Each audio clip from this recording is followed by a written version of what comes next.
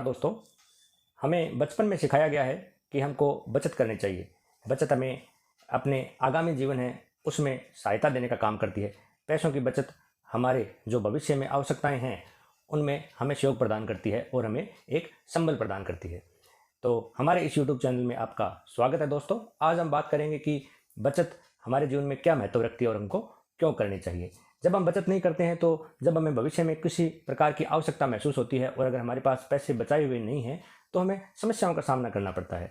हमारे जीवन में मूलभूत आवश्यकताएं हैं, इसके अलावा हमारी कुछ और जो भी आवश्यकताएं हैं उसमें पैसों का वास्तविक रूप से बहुत महत्व है। हम इस चीज़ से इनकार नहीं कर सकते हैं।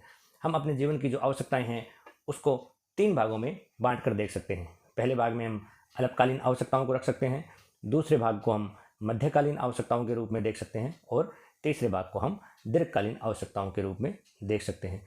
जो पहला भाग है जिसमें हम अल्पकालीन आवश्यकताओं को लेते हैं, अल्पकालीन आवश्यकताओं में जो हमारे बच्चों की शिक्षा है, जो अभी वो शिक्षा ग्रहण कर रहे हैं, चाहे वो छोटी कक्षाओं में हो, लेकिन उसकी स्कूल की जो भी फीस है वो एक मुश्त फीस जाए या 2 किस्तों में जाती हो या 3 किस्तों में, लेकिन हमें उसकी आवश्यकता तुरंत होती है या 1-2 महीनों में होती है। हम अल्पकालीन आवश्यकताओं के अंतर्गत उस व्यय को ले सकते हैं जिसकी हमें आवश्यकता आने वाले 1 या 2 साल के बीच में होती है। तो सबसे पहले हम बच्चों की शिक्षा ले सकते हैं जिसकी फीस अभी जा रही है, और उसके बाद हम ले सकते हैं घर में कोई भी इक्विपमेंट की आवश्यकता हो तो उस इक्विपमेंट की खरीदारी में, चाहे वो फ़ोन लेना हो या कोई अन्य इलेक्ट्रॉनिक उपकरण लेना हो, तो उसकी आवश्यकता को हम इसमें कंसिडर कर सकते हैं।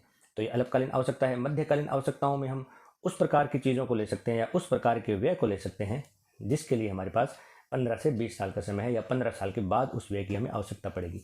उसमें हम बच्चों की हायर एजुकेशन को ले सकते हैं, या फिर हम अगर नौकरी कर रहे हैं और हमारा पैतृक आवास नहीं है या हमको कोई दूसरे शहर में या छोटे कस्बे में जाके बसना है तो वहाँ हमको घर लेना है, तो हम नौकरी लगने के 15 साल के आसपास ये सोच सकते हैं कि हमको अपना खुद का घर लेना है। तो ये हमारी मध्यकालीन आवश्यकताएं होगी। एक हायर एजुकेशन होगी और दूसरी हमारी आवश्यकता होगी अपना घर लेना। या तीसरा प्रकार ये भी हो सकता है कि आपको जब 15 साल के आसपास नौकरी के हो जाते हैं, अगर आपके पास कुछ निवेश अच्छा हो जाता है तो हो सकता है कि आप प्रॉपर्टी में निवेश करें, और प्रॉपर्टी में निवेश जब भी करोगे तो उसके लिए एक मुश्त बड़ी रकम की आवश्यकता होती है, तो हम उसको मध्यकालीन आवश्यकता में शामिल कर सकते हैं।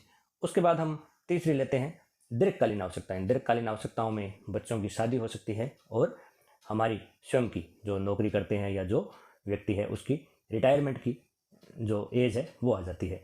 तो एक प्रकार की वो आवश्यकता है, बच्चों की शादी के लिए पैसा चाहिएगा और रिटायरमेंट होने के बाद आवश्यक वस्तुएं खरीदने के और जीवन यापन करने के लिए, एक अच्छा उच्च स्तरीय जीवन यापन करने के लिए एक पर्याप्त पर मंथ पैसे की आवश्यकता होगी, तो हम उसको ले सकते हैं। ये हमारी 3 प्रकार की मूलभूत आवश्यकताओं को हमने बांटा है। इसके अलावा हम कुछ इमरजेंसी फंड की बात करेंगे जो हमारे पास ऐसा होना चाहिए जिसकी आवश्यकता बीच बीच में कभी भी हो सकती है। और उसके अलावा हम एक चैरिटी की बात भी करेंगे। चैरिटी की बात इसलिए करेंगे कि हमें सनातन धर्म में बताया गया है कि दान करना चाहिए, दान का महत्व है। तो दान हम कुछ भी करें अपने श्रद्धा अनुसार, महीने में कुछ भी दान करें, लेकिन कुछ न कुछ हमें ये आदत अपनानी चाहिए और इसको आगे भी बढ़ाया जाना चाहिए कि हम चाहे पक्षियों को दान करें या कोई गरीब को दान करें, चाहे शिक्षा का दान करें, चाहे हम गाय को कुछ खिलाएं, किसी प्रकार की अपनी श्रद्धा अनुसार जहाँ जो आवश्यकता हो, आपको जैसा लगे, वो एक चैरिटी की आवश्यकता इसमें हम शामिल कर सकते हैं। इस प्रकार से हमने मोटे मोटे रूप से इन जो आवश्यकताएं हैं उनका हमने विभाजन किया है। तो बचत की इन आवश्यकताओं की पूर्ति के लिए आवश्यकता है, और हम अब आगे के वीडियो में देखेंगे कि हमें बचत करके कहाँ कहाँ निवेश करना है ताकि हमारी इन आवश्यकताओं की पूर्ति आसानी से हो सके और हमें जीवन में किसी प्रकार की पैसों से संबंधित कोई बाधा नहीं आए और मुश्किलों का सामना हमें नहीं करना पड़े। हमारा जीवन सुखमय हो, आनंददायक हो, समृद्ध हो। हमारे वीडियो देखने के लिए हमारे चैनल को सब्सक्राइब करें, हमें सहयोग करें, क्योंकि जो हम सीख रहे हैं वो आपके साथ शेयर करने का प्रयास कर रहे हैं। धन्यवाद।